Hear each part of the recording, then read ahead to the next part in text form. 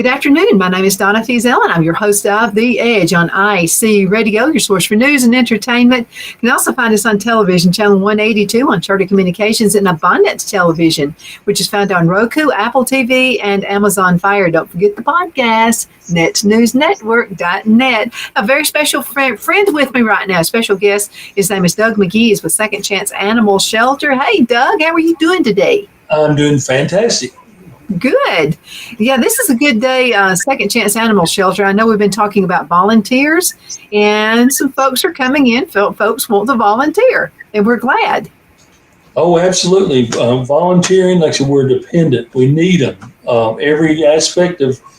Any aspect of the world life, we need a volunteer to help with that. Big opportunities for volunteers right now is social media kind of volunteers. We've got a TikTok page going, so we'd really like to talk to people who know a lot about that kind of stuff. Most of the people here are younger than me, so they know more than I do. But yeah, we need some social media experts. Come by, tell us what you know. And we want to open a online thrift store, because we got people. Tell me about that. People donate items all the time, and bicycles and things like that. And we have a little consignment shop situation but that's small scale, and I would really like to have an online thrift store started for Second Chance. I don't know if you use Marketplace or how you do that, but if somebody knows anything about that, would contact me and help us set that up. It'd be a great fundraiser for the shelter if we can, because in fact we're supposed to go pick up some bicycles and all this from a man tomorrow, and hey, I won't be riding a bicycle, and I want to use it the best way possible, which to me would be to sell it and use the funds to help run the shelter. So that's an awesome idea. Yeah, I mean, I think it would work, because he had microwaves. He has a lot of things that he's going to donate and just give to us, and we need a market to be able to market it and move it on. And like I said, we'll use the proceeds to help move us forward.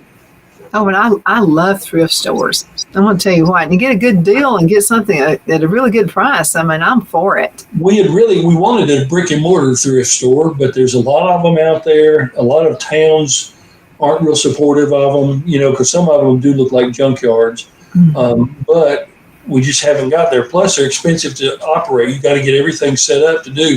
So I would really like to try an online marketplace kind of thrift store.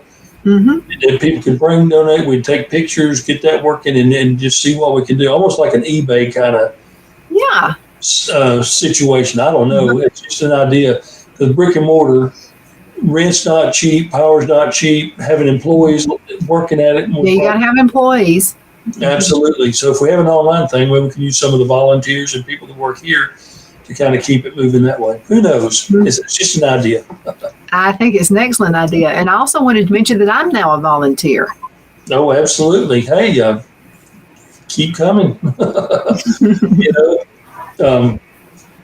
got to have them, volunteers. And we need volunteers of all types. And your thing is gardening. Other people's things may be painting or whatever. Don't let whatever you do.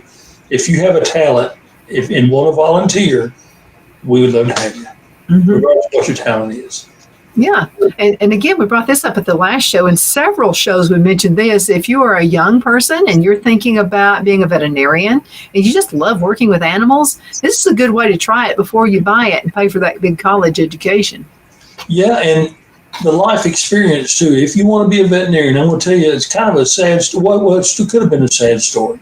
Mm-hmm. People from Etowah County, a road called Butt Duck Springs, he calls I think it was Friday night, and a dog had shown up on his house, been there for 24 hours, a puppy, and had been injured, and he said, all it's doing is laying on my back porch whining. It was hurting. Mm-hmm. They'd been there 24 hours. Well, he really didn't know. This person didn't know what to do. He called other shelters. Everybody's closed on Saturdays or Friday. Nobody could help him. Animal control did not exist in Etowah County at times. So he calls us at 10 minutes till closing. We go, and I told Wanda, let's go get it. So we went down there, and this little puppy had been injured. But what complicated things was flies that got in there and laid eggs in the wounds, and it was full of maggots. I mean, like I say, many hundreds. The veterinarians saw over 1,000. So we took it straight to the vet. They stayed over to help us and had to flush all those. It was pitiful. As a vet student, if you'd seen that or somebody interested, it would really make you know whether you could handle being a veterinarian. Yeah, I guess. The saddest things, that little puppy was just full of infested with maggots. And they washed him out, and we had to take him back to the vet the next couple of days because he had a temperature. I mean, the vet said he would have never survived had we not got him.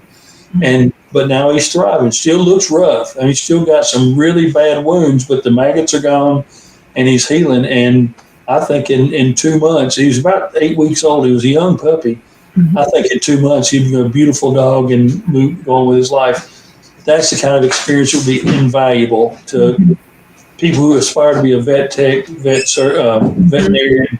You would see that, and it would really make you wonder if you want to keep doing it. It's just an eye opener. Come out here and volunteer. If you're a teenager and you have an interest in being animal welfare in your future, even a shelter owner, say, I'd like to own a shelter someday.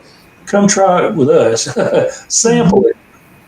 And you may decide, well, I like the thought, but no. Because, this is, a lot of people do. They come out here and say, I want to open a shelter. Well, you need to come out here before you actually jump into that. Because this can give you an idea of what it's like. Well, I know somebody that thought she wanted to be in nursing.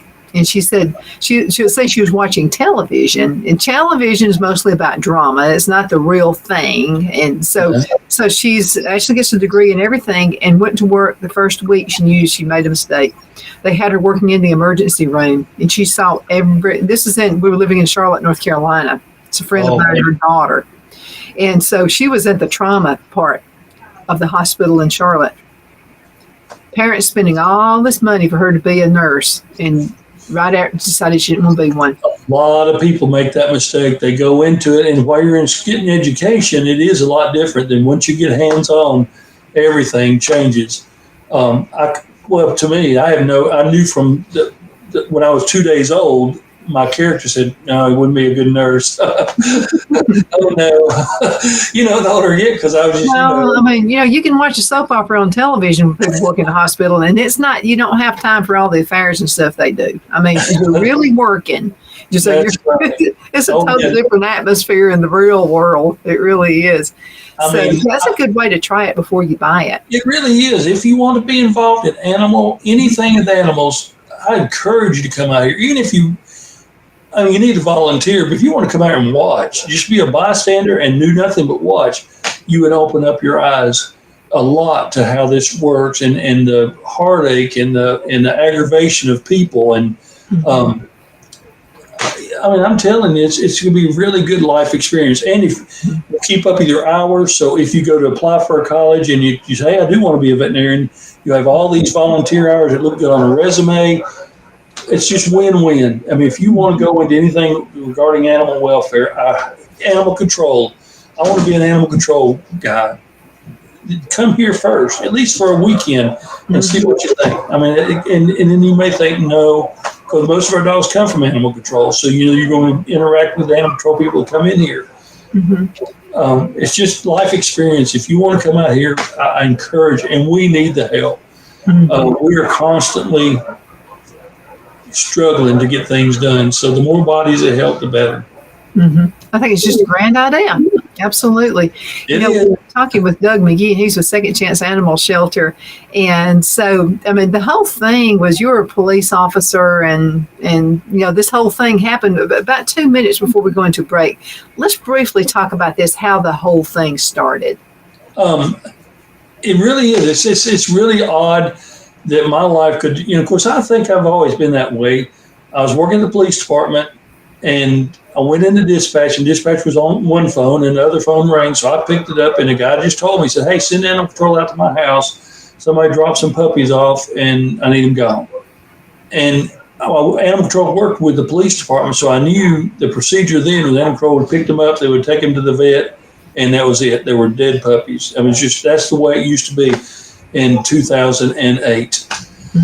So I called Wanda. I hung up and I called Wanda. So of course I told him I called Wanda. I said, look, they're going to kill these puppies. Is there any way we can find them, take them and find them home? And she said, yeah, bring them on. So I went out my police patrol car, and picked them up, talked to the guy, and took him to the house. And that was it. That was the beginning, the absolutely no thought beginning of Second Chance.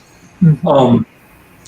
We went to trade day and gave away some of them. We really had no idea. We just did not want those puppies to die on that day. And they did. One of them did die of parvo, which that's something else. We had no idea what parvo was until then. We knew what it was, but we really had not been affected by it. And everything we've done, a lot of it's been the school of hard knocks. We've learned the hard way and the heartbreaking way about a whole lot of aspects of this. But after that, that's how we started. And then after that, I started talking to Animal Control guy, and we would get dogs that he thought were good dogs, and we would take them. And of course, there's still been a lot of them were falling through the cracks, because if it wasn't a good one, he would take it up there and they'd put it down. In 2008, Abbeville put down 1,100 dogs and cats. That's in a year. Now in 2023, 2022 is like 6 dogs and I don't know, a couple hundred cats. Mm-hmm. Cats are a bad deal. And it may not even be that many cats anymore. I don't know, but we've come a long way. But it all started with, it was almost like it just started because we were supposed to start it. It really is. There's almost like whatever's meant to be, it's just going to happen. It's just going to be that way. I think the life presented something to us that we jumped in on, and I've had times where I've got aggravated, but I've never regretted it at all. I thought, would I regret leaving the police department? Because I had 21 years in there. Mm-hmm. And I did love working at the police department. I enjoyed that. Mm-hmm. But I love what I do now. And it's just what we do. The rest of my life, I can't see myself retiring. I intend to try to save as many dogs and to find as many dogs and hopefully cats and things like that before long to get them out of harm's way. I like animals, and a lot of people like animals. And I think we've missed the boat. People have missed the boat on how we treat them. And I want to do whatever I can. They're smart. Animals are smarter than we give them credit for. And I keep we've got to go into a commercial break. Half the show is already up. So let's go into a commercial break. We're going to be right back in just a few minutes.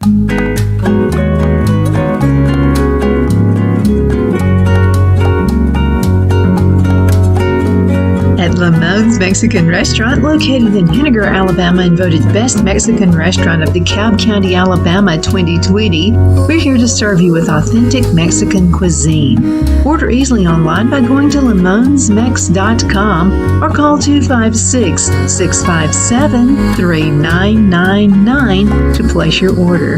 We're open Sunday through Thursday, 11 a.m. to 9 p.m., and Friday and Saturday, 11 a.m. to 10 p.m. Whether you're celebrating a cozy date night for 2 or a celebration for a crowd, at Lamone's you'll love our atmosphere and friendly servers.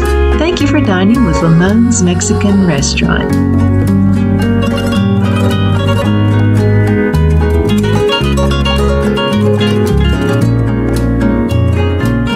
Let Rhonda at Rhonda's Elite Tax LLC take the burden off you for all your tax needs. I know because Rhonda has been taking care of my business since 2013. I feel Rhonda works for me because she knows the direct questions to ask to better benefit my unique business in order for me to get back the biggest refund possible. Rhonda is an ongoing student, and she knows tax laws are in a constant change every year. Call 256-281-9903 for an appointment to take the dread out of getting your taxes done. Rhonda is located at 11968 U.S. Highway 431 in Boaz. Again, that number is 256-281-9903. And let Rhonda's Elite Tax LLC champion your personal and business taxes.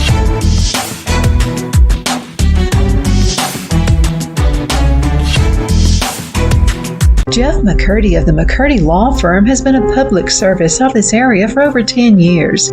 McCurdy, a member of the Henniger City Council, serves as prosecutor for the town of Sylvania and was named public defender for the city of Rainsville.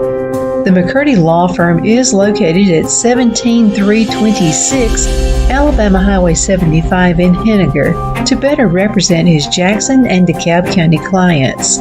If you need to be represented by a true public servant with proven success, call Jeff at 256-996-8701 or send a private email to mccurdy.lawfirm@gmail.com. No representation is made that the legal services performed is greater than the legal services performed by other lawyers.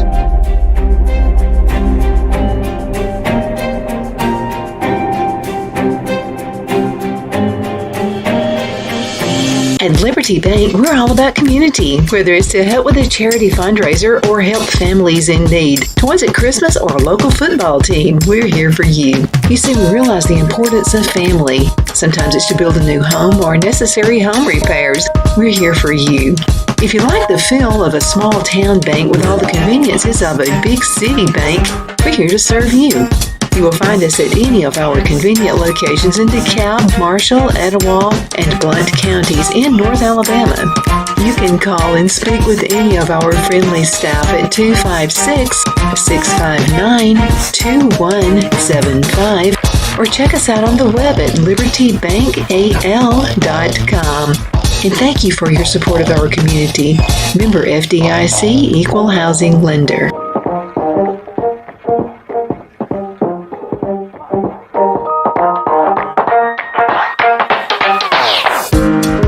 Good afternoon. We are back. My name is Donna Fiesel, and I'm your host of The Edge on IC Radio, your source for news and entertainment. You can also find us on television, channel 182 on Charter Communications and Abundant Television, found on Roku, Apple TV, and Amazon Fire. Again, thank you so much for watching. We definitely appreciate it. I have Doug McGee with me, and he is with Second Chance Animal Shelter, one of my good friends. And it's always good to talk with you, Doug. I'm always looking forward to talking to you on the show. I like doing it. I mean, I feel so, don't I leave here feeling good. It's just like a release to be able to talk about animals and what we can do to make their world better. I think it's just important. Same here. I mean, you and I share. We love animals. I mean, we really do. And I wanted to mention Wanda. So we were having a little situation with Buddy. He needed to go to the bathroom. And I mean, animals can get diseases and stuff just like humans can if you're not really careful. And so Phil said, call Wanda. He said, get in touch, call Wanda and see what Wanda says you need to do. Well, she mentioned the mineral oil and just a little bit of it in his dog food, and that did it. That helped. So he's back to, he was just sluggish. He wasn't Buddy anymore. He was he didn't feel good. He just, and so we figured that's what it was. And definitely tell Wanda thank you. I will. And, she's learned a lot. At this point, Wanda deals with the dogs a lot more than I do. I have become more administrative. I still like the dogs, but really Wanda and the girls that work here, they're pretty much taking care of the dogs most of the time. And they've learned a lot. Back to that School of Hard Knocks, our vet bills run huge, over $100,000 a year. Mm-hmm. Because all these dogs we take get fixed. There's just a lot of vet bills we have to pay. Well, some remedies would be better than, or just as effective, and you don't have to take them to the vet. Mineral, that's something Wanda learned here, something she picked up. And there's a lot of things that we do that you don't have to go buy the most expensive items to fix a lot of problems. A lot of home remedies and things like that, and they're all over the internet. Some work, some don't. We had a heartworm treatment was supposed to involve giving them dark beer. I don't know if where we got with that, but that's just an old wives' tale. There's the purple. I don't know if you've heard of the purple stuff. If they get a wound, to pray this purple stuff. Yes. We've used that before. You get a dog, because a lot of dogs come in here, they've been injured. Something's not right with them. So we've got all kinds of. We primarily use the vet, but even vet, there are things we can do especially for minor illnesses and things like that don't involve having to take a dog to the vet. Mange, we've got all kinds of, we got so many treatments for so many things. Wanda knows all of them, and we still spend a fortune at veterinarian because some things are beyond our capability. And, we vaccinate our own dogs except for rabies, and that saves us a good bit of money because we can vaccinate our own, but rabies shots do have to come from a veterinarian. So, Well, let me ask you a question because we've been right in the middle of not flu, but I have asthma, so I mean was pollen all over the place, and so I have issues with that. Did dogs suffer through allergy season like people They do, and the same things. Like I use Benadryl. We give some of our dogs Benadryl because it's the same thing. I mean, dogs definitely have all the little. Dogs get cancer. A lot of people, I never thought about a dog getting cancer, but we get a lot of dogs. Not a lot, but we do see cancer quite often with dogs. Allergy problems. Of course, mange is something that they get that we don't, but they have a lot of illnesses just like people do. We give them melatonin sometimes. If a dog needs to be transported, we'll give them melatonin. It's the same things that we take. Works. I would be careful because some things may not fit, but you can learn. The internet is a good way to find out what kind of what is similar and what's not. But we use a lot of things like that. But the allergies, you'll see them, you'll hear them sneezing, and just like people, you hear a dog and they'll be scratching more. Maybe they've got dry skin, and you have things we do for that. There's just all kinds of. They're very similar in a lot of ways. Yeah, and all these things are really, really neat for us all to know. But yeah, animals get sick just like we do. My buddy is apparently there's some bug, probably a wasp or something. We came in from work one day, and it's back when I was working at the station, and his little jaws were just swollen, and I was afraid he'd been snake bit. So I'm being, like a mother, and so I'm freaking out. And Phil said, "Well, we've got to take him to the vet. Let's just go now," because I just thought he'd been snake bit. So we get there. And so the veterinarian said, no, he's bitten to a bug. So he got stung in there. So he was okay. The veterinarian took good care of him. We've actually had a dog here that was snake bit, and we took it to the vet because its whole face, it looked like its face was twice as big as it should have been. Mm-hmm. And the vet said at that point, it'll make it or it won't, and really didn't do anything. There was no real treatment, and the dog survived. I guess, so you just never know. I mean, animals... They've got things that, like the veterinarians are great. We got to have them. They can do a lot of things, but there are a lot of home remedies. And of course, some people don't do anything for their dogs, and that really is upsetting to find. When people got dogs with mange is very easy to treat. You just got to do it. But people don't see dogs running around with mange that belong to people. That's not good. That's uncalled for. That's totally uncalled for. So I've got a question to ask you about water. Okay, so we always make sure we clean Buddy's bowl. There's not any weird green stuff growing around it. I mean, it's clean. And then, like every morning, like I don't know how many times a day, Phil changes Buddy's water. But then he'll go to a mud hole and drink. So after us being so clean and trying to make sure he's got good fresh water, why do they do that? Why would they drink out of mud water?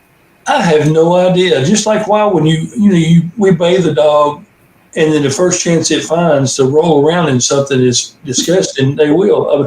Our neighbors' dogs, they'll come up smelling so bad because they found something dead to roll around in. Uh-huh. I have no idea why they do that. And why would they drink out of a mud puddle when they've got a fresh bowl of water over there? Maybe they're a lot like people, but I don't know. Something don't add up with that. Or eat roadkill. They'll find something that they've just got bowls of food. Uh-huh. And then they'll find something dead and be eating it. Maybe their body needs something mineral or something. Like our bodies. Like if we need salt, we start craving salty foods. Yeah, and that's what Mom always. This is disgusting, but we've got dogs and cats in our house, and the cats have litter boxes. Mm-hmm. Well, the dogs, sometimes Chrissy is a little rat terrier that's he's got all kinds of anxiety things. Mm-hmm. But man, she heads to the litter box, and we always holler, "Chrissy, get out of the litter!" We call them nonpareils, is what we call them, the candy nonpareils, because she'll come and show cat litter on her lip. Mm-hmm. I don't know why, but she will go if the cat's in a litter box. It's not long. Christy knows it. She goes to the litter box. Mm-hmm. Why? It may be something she's craving. It might be something in it that she's needing for her body. So now you mentioned anxiety. So animals get anxiety too because, and they never forget anything. Okay, so Buddy was probably about 2 years old when we took him to the veterinarian, and he had to have shots and all this kind of stuff with this bug or whatever it was. He something stung him inside his throat. He remembers that even to this day. So Wow. we can have him in the car, and he's happy-go-lucky, having a good time, just laughing, carrying on like a dog will do when they're happy. The second you turn, you get on 75, and the second you turn to the right, he knows exactly where we're going. He starts getting anxious, and he starts barking. They have memories. We've had to drag them into a vet's office. I mean, dogs, they know.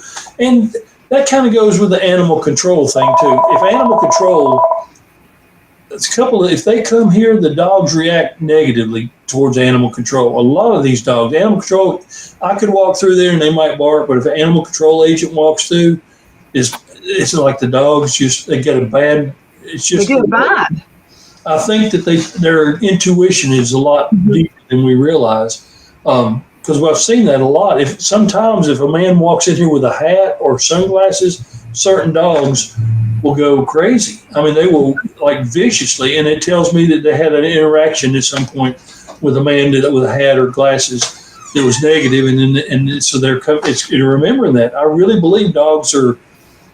I mean, my mom always said if a dog don't like you, then there's something wrong with you. Yeah. I mean, mom always used her dog as her gauge to whether somebody was a good person or not. Mm-hmm. And I think there's something to that. Something to that. I don't know. I do. I believe dogs have intuition that we'll someday realize how deep it is. Mm-hmm. Who knows? But I do. I think that's important. Yeah, you said about dogs for remembering things. Chrissy, the one I was talking, we got her from a hoarder, and she hid out. When we took her home, she was so wild. We took her home. 3 days we didn't see her. She was hiding. We finally got her coaxed out, and one day I was eating, and I picked up a plate, and she panicked. And I told Wanda, I wouldn't doubt at some point in her life she'd been hit with a plate before, because even now, if you got a plate, it makes her nervous. And so I don't know. Of course, they can't tell me. But I think something's really traumatic with a plate happened, because I'll pick up a plate and she just like panicking. And we've had. I bet a plate got thrown at her. Probably got hit with one or something like that. I don't know what happened to her. Poor girl, she's just spastic. She runs around like just shaking, and she loves me, and I'll be petting her, but loud noises. Struggling. She just really got some issues. But of course, she's our dog, and she loves us. And we love her. Our little issues aside. Okay, less than 30 seconds. How can folks get in contact with you about volunteer opportunities? Volunteer. And first of all, we have a volunteer coordinator. So if you have a big group that wants to volunteer, call us. We'll get in touch with her and we'll set something up. Individuals that want to volunteer, just come by. We're open 9 to 4 pretty much every day of the week. Come by here if you got a few hours, if you got a few minutes, and you say, I want to help. Come out here and we'll put you to work. And it doesn't matter if you don't really like dogs, we can find something else for you to do, something fulfilling that you would enjoy, that we could benefit from the help. We need volunteers big time. And volunteers are a part of our survival, so we need it. Absolutely. And I'm volunteering too. As a matter of fact, I'm going to be there tomorrow, and then I'll be coming back again probably the following week. So I'm excited about that. Doug, thank you so much for being on the show today. Do what? Thank you. Oh, thank you. Thank you very much, and we'll talk to you soon. And thank you for watching. Definitely. My name is Donna. I'm your host of The Edge on IC Radio, your source for news and entertainment, television, channel 182 on Charter Communications, and Abundance Television found on Roku, Apple TV, Amazon Fire, podcast, netnewsnetwork.net. Doug, again, thank you. Have a good day. You too.